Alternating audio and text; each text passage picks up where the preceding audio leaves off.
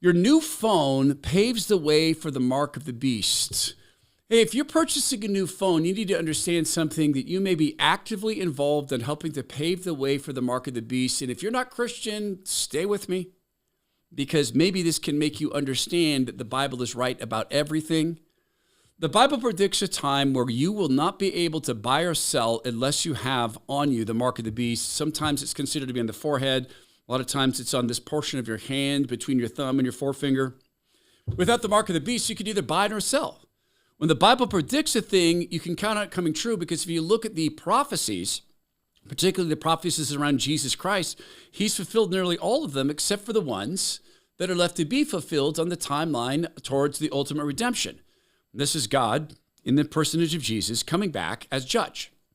So let's look at some things that are leading up to the mark of the beast, because if you don't think Satan is a guy interested in taking a dry run to kind of normalize some things, then you're not really paying attention to how smart he is. He's had almost an eternity. He's not an eternal being. He was created by God. He's had a near eternity to practice these techniques. But as I've said before, comparison is a useful tool. So let's start with a baseline. Ted Cruz is mighty, mighty angry. He's having a big mad session because the left and the people who ran Joe Biden went around tracking their tolls and their calls and their contacts, and this is deeply disturbing to him. Ted Cruz also backs digital ID behaviors, also backs things like making sure you have to give companies your name and ID to even purchase a phone, and that's not even what we're talking about today. It's worse than that. So let's turn to the Constitution. Subpoenaing the toll records of members of Congress, does that raise serious constitutional concerns? Absolutely. And in fact, we have the PIN who notified the special counsel's office of those concerns. And Jack Smith had apparently said that he was going to consult with the Solicitor General, according to the release of the information from Senator Grassley this morning. Yet when he was deposed by the House and was specifically asked if he spoke with the Solicitor General, he said, on this discrete issue, no.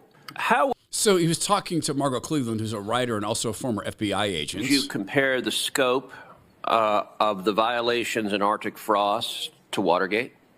I think, if anything, it might even be greater. I mean, the scope of this in terms of the sheer number of people and organizations affected, and as I discussed, I mean, this brazen violation of attorney-client privilege, wiretapping a phone call between Susie Wiles and her lawyer, these are egregious offenses. And so Will Chamberlain's with the Article 3 project to redo the Constitution, Constitutional Amendment Article 3.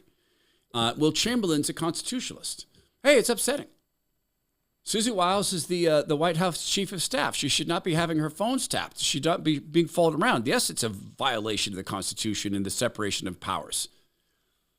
I don't see Ted Cruz particularly upset about this, because his colleague Josh Hawley is pushing to make sure that if you purchase a phone, the authorities get to know who you are. You have to give your name and ID to use an operating system. Anything that has an operating system on it, the government now gets to have your name and ID, but they don't get it. You have to give it to companies like Facebook or OpenAPI, corrupt companies who are salivating to have the digital ID because they can wrap your healthcare records around it. And there's other groups who can't wait to have it because once they have your healthcare records, you think being canceled by social media is bad? I lost some 80,000 followers on Facebook because I posted something that the Epic Times had to say about COVID. I lost another 90,000 or something in a single day on Twitter because President Trump retweeted one of my views about election integrity. That hurt my career. It hurt my income. But there's this now. Look at this image. The FCC wants your ID before you get a phone number. This is happening in the UK. People who own their phones are waking up to screens like this. Confirm you're 18 plus. Confirm later. You'll not be able to use some features or services until you confirm you're 18 plus. Confirm now, confirm later. What features? Well, in the UK, your phone. The entire thing is a feature you can't use unless you give them your identity. In America, they're looking to have the same exact thing. How does this pave the way to the mark of the beast?